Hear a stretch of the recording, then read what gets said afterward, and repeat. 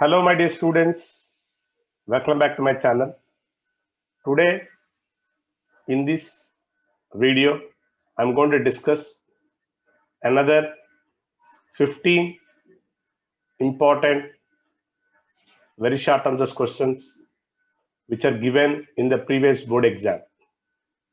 And this video contains all the very short answers given from the thermal properties of matter, thermodynamics, and kinetic theory of gases.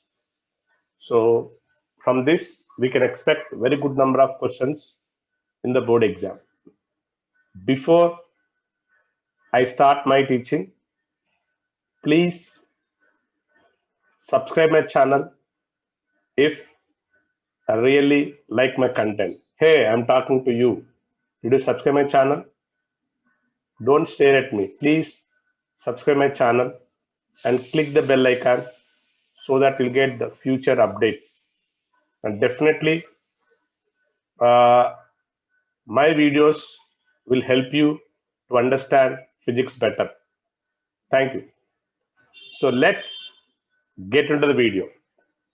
Let me explain the first question, that is distinguish between heat and temperature. It's a basic question. You all might have learned in school also. We all know that temperature is the degree of hotness or coldness of a body. That means temperature tell you how hot or how cold the body is.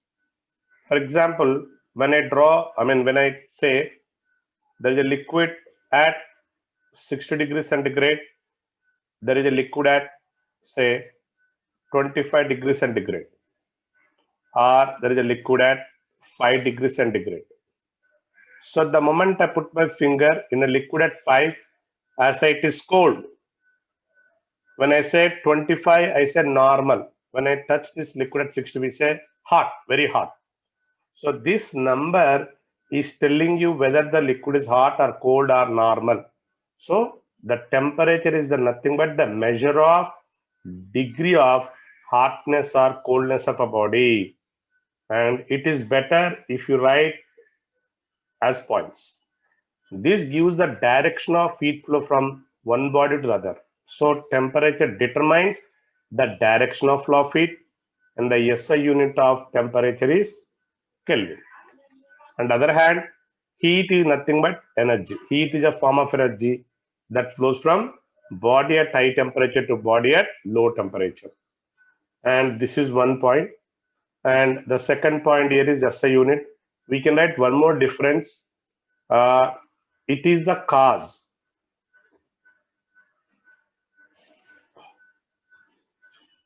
And here I can write it is the effect.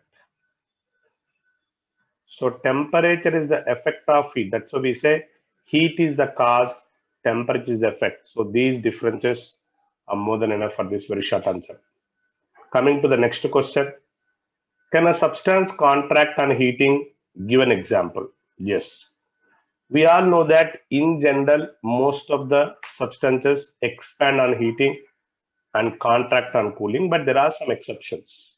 So we need to write yes, substances contract on heating. You write the full sentence.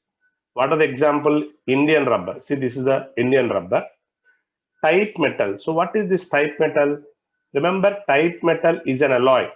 It is an alloy made up of lead, antimony, and tin. No need to write in the exam. Only just for information sake, I'm just telling you. So type metal is an alloy of these metal, lead, antimony, and tin, which are used to make a type characters for printing. We all know that in the olden days, the printing was done with the help of these letters. So on each metal, a letter will be printed, and with the help of this, only we used to print on the paper. So that's why it is called type metal. So this metal contains a lead, antimony, and tin. These substances will contract on heating. Then the next one is the cast iron, that also contract on heating. And very important example, the pure water from 0 to 4 degrees centigrade. See, above there is ice, still water exists at 4 degrees centigrade. below the ice bed. This is because of anomalous behavior of water. We all know that. So Indian rubber, type metal, cast iron, and pure water between 0 to 4 degrees centigrade. And these are all the examples for the substances which contact on heating. Remember these diagrams, you no need to draw any diagram or something. Only I'm just giving you these pictures so that you can remember them far better. These will help you to visualize. So the moment when this question was given, you can easily remember the answers. That's why I'm just explaining through a picture. Now coming to the next question. Why do liquids have no linear and aerial expansion? So first of all, you should understand that in order to have linear and aerial expansion, a body should have fixed length and fixed area, because the linear expansion is about length, aerial nothing but area. But look at the liquid. The same liquid is taking a shape, here one shape, here another shape, here another shape. So the area is not fixed. The length of the liquid column also will be different. But here we have taken same liquid level of the liquid is same here. But if I use the same amount of liquid, when I pour into 3 vessels, the length also will change and shape. See, the liquid do not have fixed shape. What I'm trying to explain from this figure is liquid do not have fixed shape. It takes the shape of a container.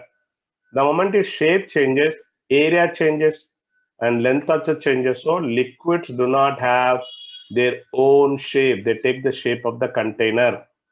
Then before you write that, you add one sentence. What is that I can add? Here we can write, they do not have fixed length and fixed area. This is an important point. Hence, they do not have linear and aerial expansion. So after writing this sentence, if you write this, that will be enough. So liquid do not have no length and no fixed area. That's the reason. Now let us see an important application of these conductors. Why utensils are coated black? Why the bottom of the utensils are made up of copper? So you need to understand importance of black and importance of copper. Remember, black is a good absorber, white is a good reflector. Copper is a good conductor of heat. So black is a good absorber of heat, and you have to underline that, and therefore that absorbs maximum heat from the fire. Hence, utensils are coated with the black. Copper, on the other hand, is a good conductor of heat. So all the cooking utensils are made up of copper. Why they are coated with black? Because to absorb more energy from the fire. So in order to absorb more energy, black. In order to transfer energy to what called as the food, we use copper. So copper is a good conductor of heat. Black is a good absorber of heat. So that will help you. This picture will help you to understand far better. Now the next one, state Wien's displacement law. What Wien's law says?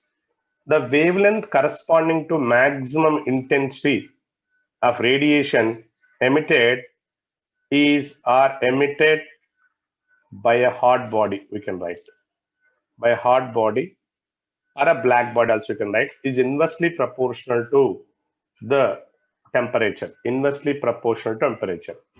See, for example, you take the sun. The sun is emitting the radiation. The radiations are emitted in all directions. See, the intensity of this radiation emitted depends upon temperature of the sun. So intensity inversely proportional to temperature. Higher the temperature, higher will be the intensity. And we know that intensity depends upon energy. Intensity nothing but energy per area per second. So energy nothing but h nu, energy nothing but hc by lambda. So we can understand that intensity depends on temperature, intensity depends on energy. So from this I can say intensity inversely proportional lambda, and therefore lambda inversely proportional to temperature. That's how the Wien's law was derived. So what Wien said, that in the wavelength corresponding to the emitted intensity, the maximum intensity, inversely proportional to absolute temperature. In other words, we can say that a body which is at high temperature, higher the temperature, more is the energy of radiation, less is the wavelength. So energy and wavelength are inversely proportional. So lambda m into T, you better write some B. B is called Wien's constant. The value of the Wien's constant is this. So B is equal to 2.9 into 10 power minus 3 meter Kelvin. So better you write D. So lambda m is nothing but wavelength correspond to maximum intensity. So this is no need to write all this stuff in the exam. Just only to understand, I'm giving all this explanation. Just write that equation and write down that, more than enough. Even if you can draw a diagram, that will help you a lot for the examiner to understand the better. Now, what is greenhouse effect and explain global warming?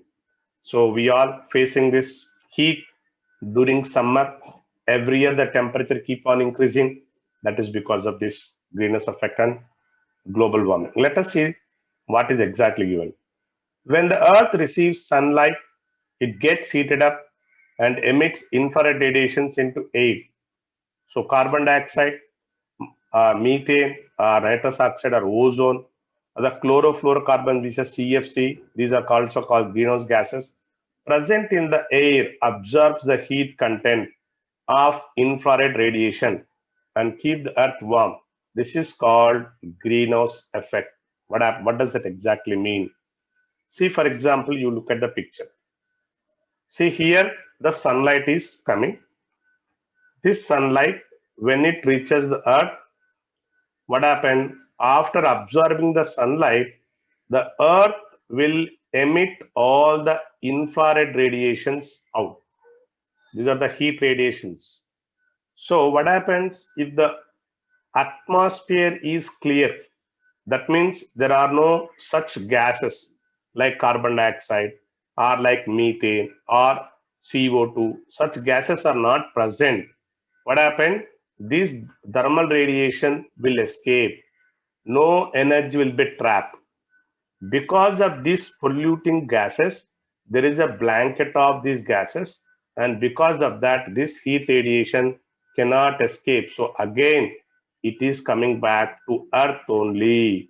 That means all the heat radiation will be trapped by the atmosphere.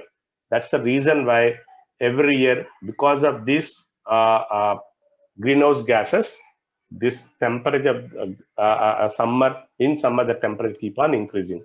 So if you don't have these pollutants or these greenhouse gases, all the infrared radiation will easily what called escape from earth. The temperature will be maintained lower than the actual value. And what is the consequence? This is global warming. As carbon dioxide content increases, more heat retained in the atmosphere and the temperature all over the world increase. This is called global. Global means around the world. Yes. What happened? The moment more and more carbon dioxide is produced, so it's a pollution increases around the globe. Around the globe, all these gases will be trapped, and thereby all the heat will be trapped inside the atmosphere. So temperature keep on increasing. That is called the global warming. Then what is the consequence of that? That is effects. And because of this, the polar ice caps melt and fed more water in rivers and sea, resulting in severe floods. In some areas, water resources dry up, leading to drought conditions. See, and these at poles we find all the ice. So water will be in solid state. When the temperature keep on increasing, these ice caps start melting into water, and all the rivers and seas will be flooded, and maybe we get more tsunamis, or we can feel the consequences. Another important, that is a drought condition. What is this drought condition? See, since the temperature increases, easily all the water will evaporate because of that intense heat. So water from the rivers, reservoirs, the water will easily evaporate. So that is all that leads to this drought conditions. So we need to be more careful. That's the reason why we need to reduce the pollution so that gases can be minimized, and we can maintain Earth at relatively low temperature. Let's move on to the next question. The roof of a buildings are often painted white during the summer. Why? This is again the consequence of this global warming. As I said just now, the temperature increases. So if you are staying inside the house during summertime, so there will be hot air will be trapped inside the building because your house will receive lot of sunlight. So I said in the previous question, black is a good absorber, white is a good reflector. So if the roof of the house is coated with white paint, okay, see they are painting with white. So white is a good reflector. So energy will not be absorbed by the, this roof, it will be reflected because white is reflector. So white paint is coated on the roof because it is a good reflector, underline that word. So good reflector is a bad absorber of heat. So buildings are kept cool. So during summertime, so we generally coat this roof of a building with a white paint so that white reflects most of the sunlight and less amount of it will be absorbed, and thereby can keep the rooms relatively cooler than the surroundings. Now let us see another important application of convection. Ventilators are provided in room just below the roof. Why? So if you look at this is a ventilator and there is a window below. So here what happens? We exhale carbon dioxide, inhale oxygen. So that means we want, well, because of convection, all the hot air, that is carbon dioxide, will rise up. All the cool air, that is from windows, we get this oxygen. So in order to remove this hot air, that carbon dioxide, we should have some vent. Vent means opening. So this carbon dioxide will escape from this hole, and that's the reason why we provide these ventilators near the roof. That's what it. Due to convection, the less denser hot air moves up and cold air remains at the bottom. So ventilators are provided just below the roof so that hot air escapes of the room and fresh air entered the room. So the moment carbon dioxide goes out, oh, that's why windows are built at the bottom, ventilators built at the top so that to remove all the hot airs. Next, let us see what is Newton's law of cooling. Another important question. What Newton's law says. The rate of cooling, very, very important statement. The rate of cooling of a body directly proportional to the difference in temperature between the body and its surrounding, provided the difference is small and the nature of radiating surface remains same. For example, you take this one. I have a glass of hot water. Let us take this hot water is at 60 degrees centigrade. Now, I just kept this glass at two different situations. In the first situation, the surrounding temperature is 25. In other situation, the surroundings temperature is 40 degrees centigrade. Remember, when you keep this glass at 60 degrees centigrade in a surrounding where temperature is 25, this glass will lose energy very quickly when compared to this. Why?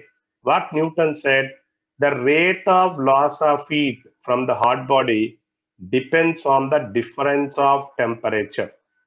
So in the first case, the difference is 35 degrees centigrade. In the second case, the difference is 20. More is the difference, more is the heat loss. So that's what Newton's law of cooling says. The rate of cooling of a body directly proportional to the difference between temperature of the body and surroundings. Remember, minus d theta by dt is itself called the rate of cooling. So this is nothing but rate of cooling. So we can write one more step. So d theta by dt is equal to again some constant b into theta minus theta naught. After that, better write this equation. So I said theta is temperature of the body, theta naught is temperature of surroundings. Now another question, sometimes they'll ask you, and based on this, under what condition Newton's law of cooling applicable? This is another question, but I have given the same way because both are interlinked. Here remember, the loss of heat negligible by radiation. That means the body should lose energy only by convection, not by radiation. That's an important word. The second, loss of heat occurs in streamlined flow of air That is, natural convection should occur. There is no forced convection. At least remember the word natural convection. Loss of it is only due to natural convection. Another one, temperature of body is uniform distributed over it. Everywhere the liquid temperature should be 60 only. Another very important, as I said, the difference should not exceed more than 30 Kelvin. If the difference is too high, Newton's law of cooling is not applicable. So if you remember these important words, energy must not be radiated. It has to be only natural convection, uniformly distributed temperature, and difference should not be 30 Kelvin. Then the four important words, if you can mention, that will be enough. Now state Boyle's law and Charles' law. So this is a very simple question. You are learning from school itself. The first one, at constant temperature, we know that pressure of a given mass of gas inversely proportional to its volume. So you can write one more. So PV is equal to constant. So the moment you press the balloon, you are decreasing the volume, pressure increases. So that's what Boyle's observed. Then what Charles' law says, volume of the gas directly proportional to temperature. So more is the, here if you compress the gas, okay, and volume and temperature are directly proportional, but the provided pressure is constant. But in this case, when you compress the gas, pressure is not constant. That's why volume and temperature are not proportional. So that means when you take a balloon and heat the balloon, and there pressure should, you have to keep constant pressure, automatically volume proportional to that, means as size increases, temperature also will increase. So these two are a simple laws you have learned from school. So you can write here V by T is equal to constant. Another important simple definition. Now let us see what is a mean free path. Repeatedly, this question was given the exam. See, the name itself says mean. Mean means average.